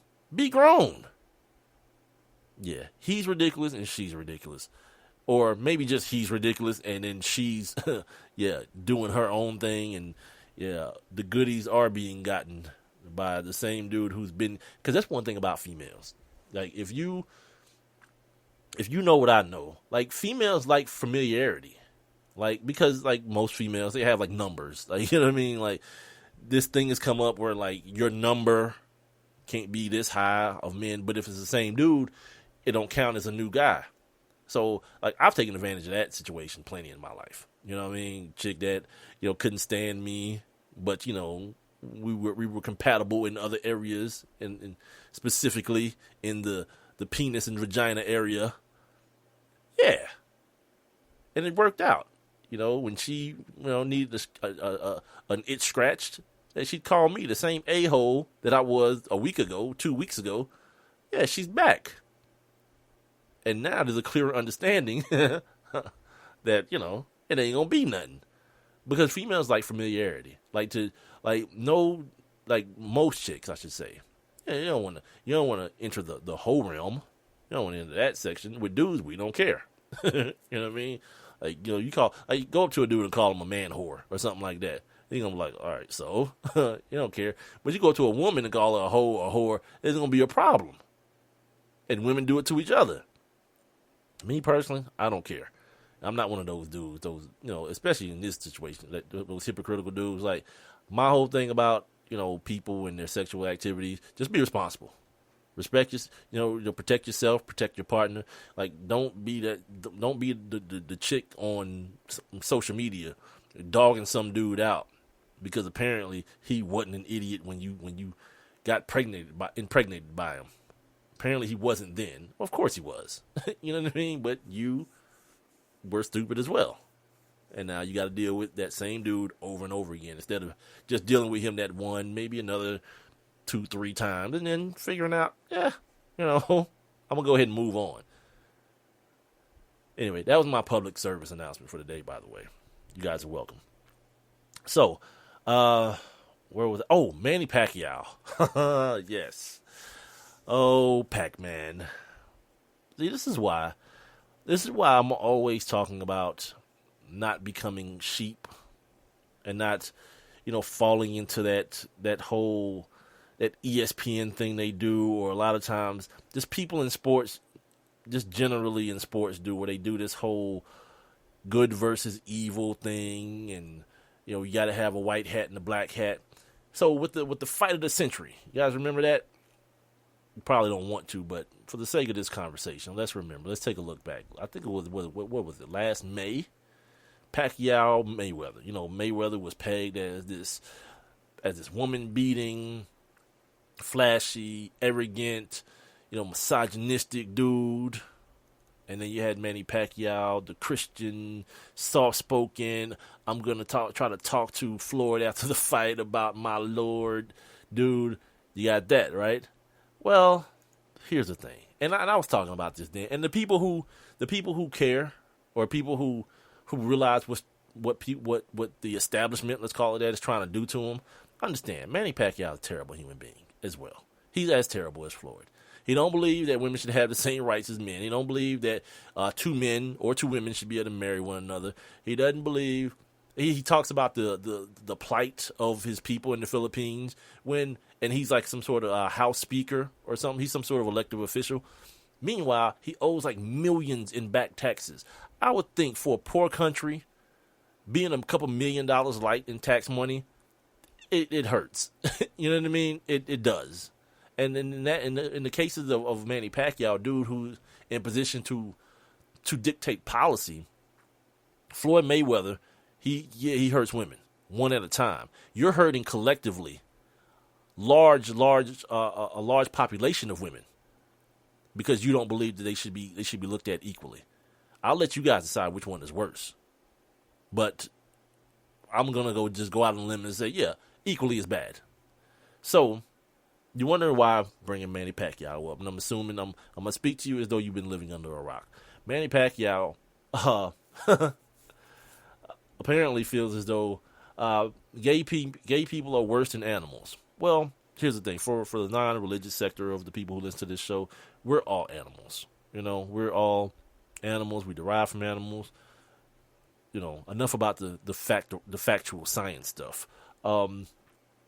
Yeah, he says they're quote-unquote worse than animals, talking about gay people. He apologized for the statements. I'll get to that part in a second. He says, quote, it's just common sense. Have you seen any animal having male-to-male or female-to-female relations? End quote. Okay, yeah. Here's the thing, Manny. Just because you don't see something... It doesn't mean that it doesn't exist, my man. Of anybody who should understand that would be a person who covers himself in the cloak of religion. I think that's what is pretty much the tent pole that holds up the entire thing, is it not? Believing in things that you can't see. So because I wanted to make sure that, I educate as well as, participate in foolery. Well, there are animals, a plethora of animals that participate in what will be known as homosexual activity. Sheep, domestic sheep, 8% of them, they deal with other sheep in that manner of the same sex. I even found a list, actually. Yeah, I did that. I found a list of animals. Giraffes. This says gay sex accounts for 94% of the observed sexual activity in giraffes. 2 males stand side by side. It's going to get graphic, ladies and gentlemen. 2 males stand side by side and gently rub their necks on each other's bodies. Head, neck, loin, and thighs. In some sessions, this could go on for hours. This leads to sexual arousal. And while necking can sometimes lead to orgasm in and of itself, sometimes they just go ahead and mount each other and finish each other off. This is really, this is pretty awesome.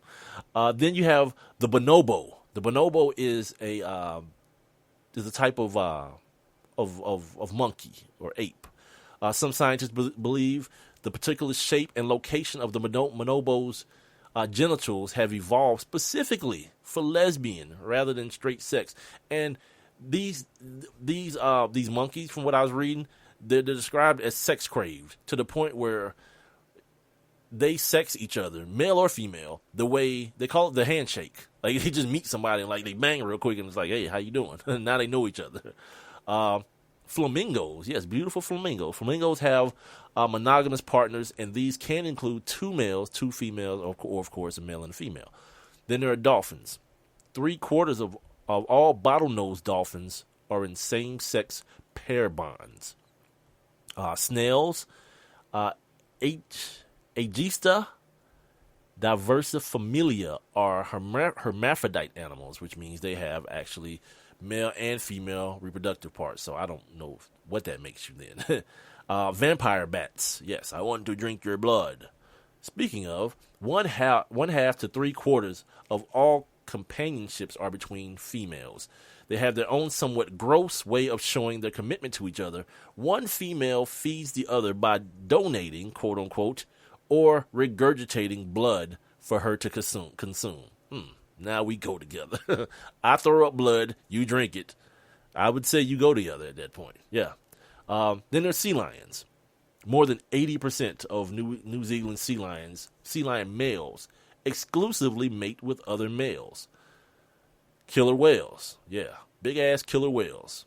Almost 90% of gay behavior in killer whales is reciprocated. So I guess that means they don't force themselves on one another jailhouse style. 1/3 to more than 1/2 of all killer whales, excuse me, I'm thinking about jail now. Killer whales engage in gay sex, especially prevalent among the adolescents, the young ones. They start early. And then there are like billions and billions of bugs, right? 85% of 110 species of spiders and insects are getting hot under the exoskeleton when it comes to gay sex. This is ridiculous. And then penguins, yes, Happy Feet. One of my favorite cartoons, as a matter of fact. Happy Feet and Happy Feet 2. Some males have been observed to seek out another male if their partner has died. The thing is with penguins, they're another species that mates for life. They bring the other person to rock. I've learned all this from watching Happy Feet, by the way. So when their partner dies, sometimes they just seek out a dude. They just turn gay. And gay penguin couples are often noted to be good, quote-unquote, parents. In zoo populations, anything from 5 to 10% of penguins are in same-sex pair bonds. If you want to check out this information and amuse yourself the way I do, these studies were published on GSN or in Bruce Bagamiel, his book of Biological Exuberance, Animal Homosexuality, and Natural Diversity. So yeah, Manny Pacquiao, you're wrong. Facts are right. I know you're not going to let that get in the way of your religion.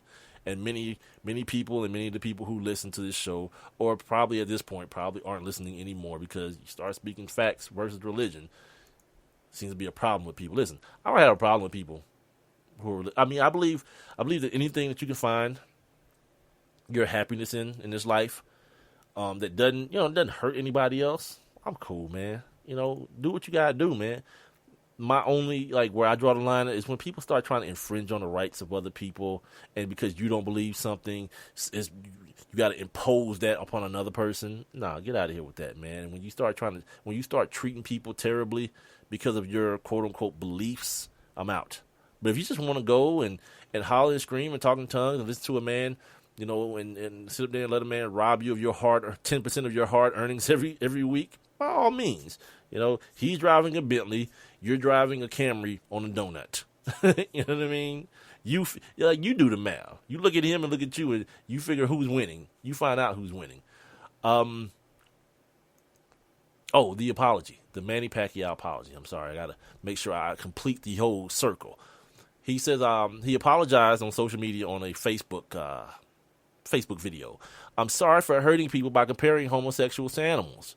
Please forgive me for those I've hurt. End quote. He still doesn't believe that gay people should be able to get married, but he's apologizing because, of course, he realized that now his money's involved. But it's too late, because Nike, who is one of his sponsors, one of his endorsers, has said, you know what, we're out. Yeah, Nike will pull the deal on you in a minute if you ain't worth crap. Like Kobe goes to court for rape. They're like, oh, no, actually they pulled out, didn't they? Nike did pull out, and they came back after everything was after the coast was clear. It was like, all right, we can do this again. Let's run it. You know what I mean? But they didn't do that with Tiger Woods, though. They stuck with Tiger Woods and somebody else that didn't get the old heave ho. And of course, Tiger Woods was still the biggest draw in golf anyway. So it would have been problematic for them to do that anyway. It wouldn't have been something that would have been feasible, I don't think. Now, looking at ESPN here, Duke, North Carolina. Where are they at? They're not in Cameron. They're in North Carolina playing this game. And for some reason, people still want to convince me that this is like the greatest rivalry in sports. How? Like, maybe for the people who were there. Like, those kids that are in school now and the kids that are in school at Duke now, maybe for them because, the proximity, they're like 8 miles down the road. Who gives a damn? In this so-called rivalry, it's never for anything. Like, okay, Duke wins this game. Who gives a damn? They're going to play again, or if they haven't already played again before, because I don't start watching college basketball till the end of this month anyway. Like right around now, I start paying attention a little bit more, and then tournaments start, and then I start watching, and then the big tournament starts, and then I'm in there. But, yeah, okay, they win this game. So what? They both going to go to the tournament. They usually do every year. They both end up in the tournament. They end up in the ACC tournament, which they could play again for the third time, which really means nothing unless they meet in the championship game. And very rarely do they meet in the NCAA tournament. So the game is never for anything. If you want to talk about Auburn and Alabama, a lot of times that game is to see who wins that that SEC West. You want to talk about like now, like in the next few years now. Michigan, Ohio State is going to be like some big stuff with Harbaugh and Urban Meyer and the job that Harbaugh did this year recruiting. Christian McCaffrey, Ed McCaffrey's other son. Yeah, he's one of the top drop back passing quarterbacks coming out of high school. He committed to Jim Harbaugh's guys in Michigan, so that game is gonna start meaning something again, the way it used to. This North Carolina Duke thing. Yeah, who cares? Except for if you're wearing the D on your jacket or your hat, or if you got the NC on your jacket or hat. You're the people who care. Like tomorrow, no one's gonna be like, man, this is shaking up college basketball. Not really, not so much. Yeah, it's really just another game. Let's see what. Oh, I didn't know really what to. I really didn't know what to make of this particular story. Hampton lacrosse is a thing now. The first time in 35 years since Morgan State did it in the 70s. And they had to. I saw the piece, the outside the line piece on Morgan State today, and how they was kind of like on some other stuff. Like I always tell people, like if I hit the lottery, I'm gonna buy me a hockey team. And it's going to be like all bruhs. You know what I mean? Just all bruhs on the team, angry as hell. And essentially what I found out, that's what this Morgan State lacrosse team was. There's a bunch of bruhs, and they was mad as hell. And really, lacrosse, like, for those of you who don't know, by the way, happy birthday to Michael Jeffrey Jordan and the great Jim Brown. Jim Brown turns 80. Michael Jordan turns 53 today. But if you guys don't remember, like, Jim Brown was an All-American at Syracuse in lacrosse. He was awesome. And the skill set is you got to be quick, you got to be fast, hand-eye coordination with that stick that got the net on it. It kind of fits people who are, like, hella athletic. I would assume that, you know, it's one of those things that, you know, white people would maybe want to keep under wraps, you know what I mean, and not let the bros know that you can just run around with a stick and just start busting people with it. And that's kind of stuff that kind of started happening. Like, these white boys was calling these dudes from Morgan State the N-word and getting at them and everything. And you talking about these big, fast black dudes, and they telling them you can't play this game ain't for you. Well, that was a problem. You know, they just start kicking everyone's ass. But the situation had to fold up because of money.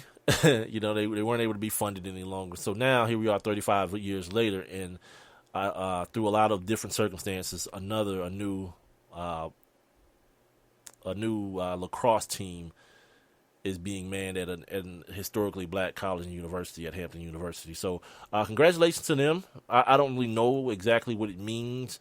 It's obviously in a little bit different of a climate now. Like, it ain't just a bunch of angry dudes out there, like, swinging sticks and at the same time just being athletically superior and getting away with it. I had a white coach. The dude said when he met, like, I guess they would end up being the best player, like, the first thing he said to him was like, "Yeah, what up, coach? I hate white people." I was like, yeah, this is awesome. Like, yeah, back in the day, man, things were so much more, like, clean cut, like, clear cut with people. Speaking of, I know you guys probably saw that Black Panther documentary last night on PBS. I didn't catch all of it. I kind of caught the part when they was talking about the police running up in the house and killing everybody, and then they had the shootout and they was, like, dropping bombs on the police, and then they went to, like, the Bobby Seale part. You know, the part that most of us know about if you know about the Black Panthers, the Bobby Seale, Huey P. Newton separation, and how the FBI and the government kind of fed into it and had them dudes going taking advantage of the rift, I guess I should say it that way. And it kind of leading to that amongst some other things. Huey P. Newton got hooked on the dope, on the heroin and whatnot. And, you know, those things kind of led to the eventual demise of the Black Panther Party. And I guess it's appropriate because all this stuff that's going on with Beyonce, stuff that I'm not really going to talk about because I think it's ridiculous. I think giving stupid people my time that I paid for is ridiculous. Like, if you think Beyonce is, like, that person, you know, she's going to start a revolution, by all means, have at it. Or if it's what I think it is, you're just using Beyonce to up your profile, this little white girl with this blonde hair. Cool, that's what America is, man. People are media whores now, and everyone's famous, and everyone wants to be famous, and they'll use somebody else's fame to obtain their fame. Yeah, I'm cool, you know. Do what you want to do, but all this, like, this crazy outrage about this kind of stuff, I can't believe she said, whatever. Get over it, because you're feeding into it. You know what I mean? You're the people that's feeding into it. If everyone just ignored this broad, guess what? It'd be a non-factor. But nah, not as long as you got your 140 characters. Hell no, I ain't ignoring it. Okay, then fine. Fine, we'll just keep it moving then. All right, that's going to do. I got to get me a workout in, man. Like, I've been kind of like, I don't know, man. My energy level's been kind of down here over the last couple of days. I don't know what the hell's going on, but that's what I'm about to do.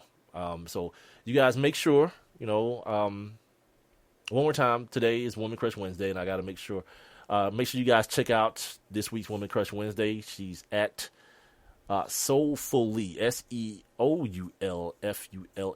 You can check that out on my Instagram page at One Mike with Big Mike, the number 1 MICWITHBIGMIKE. Also, make sure you guys check out check out the show if you didn't hear it live, if your homie didn't hear it live or whatnot.